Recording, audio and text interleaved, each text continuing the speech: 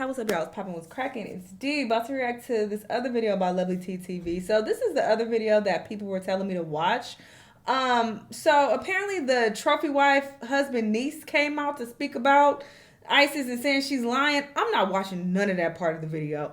I don't want to hear what this woman is talking about, and it pisses me off that she's even coming out to speak on it at all. You were not there. How the hell you know if it happened or not, or if she lying? So, girl, bye. Get up out of here. That's so trifling. I would never do that. I don't care how close I was with an uncle, a family member, whoever. I would never come out and say that someone is lying about them abusing them or abusing anyone else, because I wasn't there. I don't care how much you think you know somebody, you never know what someone is capable of. So I would never come out and try to defend them against some serious allegations like this. That's so trifling, especially you being a woman. Girl, go to hell. I'm not watching none of that. But the other part of the video is Isis, okay, the trophy wife, coming back with receipts. So I'm going to watch that part of the video. And the Sprinkle lady, Shara 7, has also come out to respond to people saying that this is her fault, which I think is goofy anyway.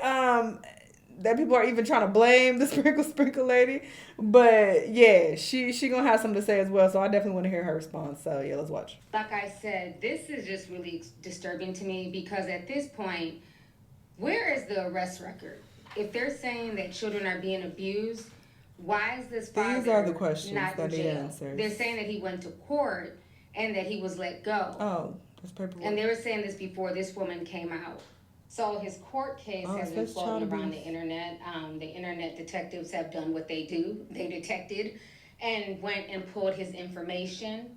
And it's very interesting because she didn't even tell people who this man was, didn't post a picture, didn't try to expose him to help other people's children. It was the internet sleuths who found out who he was. And in this court case, it says here, shall not abuse, shall not contact, shall not enter residence, respondent shall vacate home, emergency family maintenance, use and possession of vehicles, surrender firearms, pay costs, additional provisions. And this was just on October 22nd, which was a month ago. Yeah, there's a lot of holes in this entire situation. And then I find out from you guys in the comment section that she does have 3 children. She recently gave birth, not even a few months ago, to a little boy. So she has not just the 2 daughters by this man, she also had a son recently. So if this man had been abusing her from day one, why are we 3 children in? It does not make any sense to me. And I also necessarily don't trust this niece either. I feel like if all of these children are having issues, she said that the oldest boy has issues. He was smearing poop on the wall. What? When kids are doing things like that, that too can be a form of them acting out because they're being assaulted, they're going through things, and they don't know how to express themselves. That's not normal. A child that old, between the ages of, I want to say 8 and 10, playing with fecal matter, that's not normal at all. She's saying that it's the oldest son that's abusing all of the kids. The oldest son tried to throw his younger brother down the steps. The oldest son assaulted his little brother. He didn't even live there. At what point are people, if this is the true situation, where are the police records? Where are the hospital records? Is this just a deep, dark family secret that everybody's sipping tea on? Because this is not tea to me. This is abuse. This is child-on-child. She shouldn't have brought this to the internet. This is getting horrible. This is extremely disturbing. Out of hand. And the way that it's just being talked about, you know, from the trophy wife, the way she spoke on it, to the way the niece is speaking on it. And my whole thing is, what about the children? Exactly. Where are the kids currently? Where is the CPS? There's no regard for their privacy. The hospital are mandated reporters. If they found that this little girl or both little girls were assaulted, they have to report it to the police, and CPS also gets called. She's out here asking for GoFundMe money, but technically in situations like this in the real world, CPS is going to find you shelter. They're going to get you into a safe environment. This entire story has literally spun out of control in the past 48 hours since I found out about this story. It's making my head spin at this point. Now, one thing that the niece is definitely trying to do is she's trying to paint her uncle as the sole victim here. And I get it. That's your uncle. I don't get it. You wasn't there. You wasn't there with these fucking contact lenses. I don't want to hear nothing about her. I don't want to see her. But her face your uncle is not a victim here. What I see That's is so two goofy. people who got together based on superficial bullshit. Okay? This trophy wife was looking for a sugar daddy. She was looking for somebody to take care of her. Remember, she was in another relationship, was breaking up with that relationship, and then getting ready to move in with this quote unquote high value man as she's exiting a prior relationship. So to me, neither the uncle or the trophy wife looked at any of these red flags. For the uncle, she was a beautiful, exotical woman. She's young, so of course she's gonna look good on his arm as a trophy wife. You know, he can't have anybody around his age. So it's almost like this was feeding his ego. He's willing to take on a woman that he himself barely knows.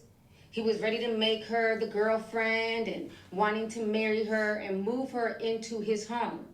She already established that she quit her $90,000 a year job, which I don't believe she even had, but okay. Girl. She quit her job to what? Just go live with him? Because she didn't get pregnant right away. She was bringing nothing to the table except for... If you had a job that paid almost 6 figures, why did you need to rush and move in with him after you broke up with your boyfriend? You like, oh, I need somewhere to stay. She literally said that word for word in the other video that I reacted to. Like, oh, I just broke up with my boyfriend. I need somewhere to stay. But you making 6 figures? That don't make sense, lady. See, she's already being proven to be a liar. If something don't make sense, it's a lie, okay? That's what Judge Judy says, and it's true. Looks. And the fact that she was arm candy. So this woman's uncle is as superficial as they come. He wasn't looking for a woman of substance, a woman who brought something to the table, who was running her own business, who was handling herself. He was looking for a trophy wife. He was looking for somebody who looked pretty, who could play the part. You know what I'm saying? He could treat her like a doll and then put her back on the shelf when he didn't want to be bothered. And she was looking to be pampered and taken care of. And what happened is that both of these people who started this relationship based on superficial, shaky foundation bit off more than they could chew. All right, y'all. So this is a story that's just not going to end. So while I was in the middle of filming this, I got word that Isis, the mother in question, she just went live. She has deleted all of the videos on her channel except for the one where, you know, she's talking about the ex-husband. And in this live stream, she don't want people pulling out these receipts no more. The niece, and saying that she does not know who this niece is. She's never met her. And she's finally showing some receipts, okay? So I want you guys to go ahead and watch this video. Hi, everyone.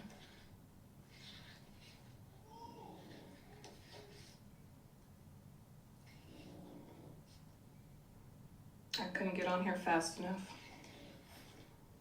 I couldn't get on here fast enough when I heard people are trying to blame my son. I couldn't get on here fast enough.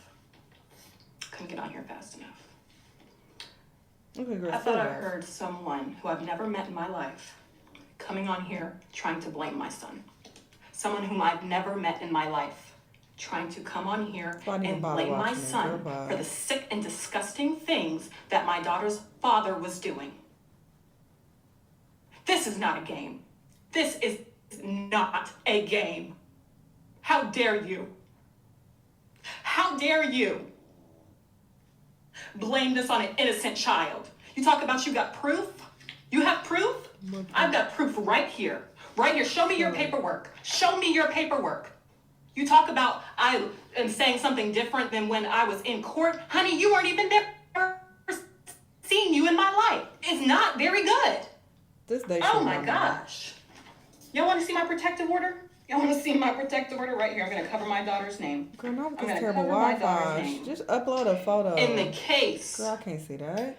In the case of a vulnerable adult and a minor child, a relative, there is a preponderance of the evidence to believe that the respondent committed the following acts of abuse. Statutory abuse of a child. Sexual. R word or a statutory S offense. Okay. Father has been coming into two-year-old and 4-year-old daughters' rooms and SAing them. This is from the judge. There's the case number. It matches the records. There's the proof. There's the proof. There's the proof? I'm done. That's all. I'm done. All right, so you guys just saw Isis's latest video, and thank goodness she finally found some receipts and brought them to the table. All I'm gonna say is this entire situation is sick. It is, and I wish her and her family healing. I hope that he goes to jail for this because, okay, these are court documents, but what does this mean exactly? Like, is he being charged officially? Like, what's happening?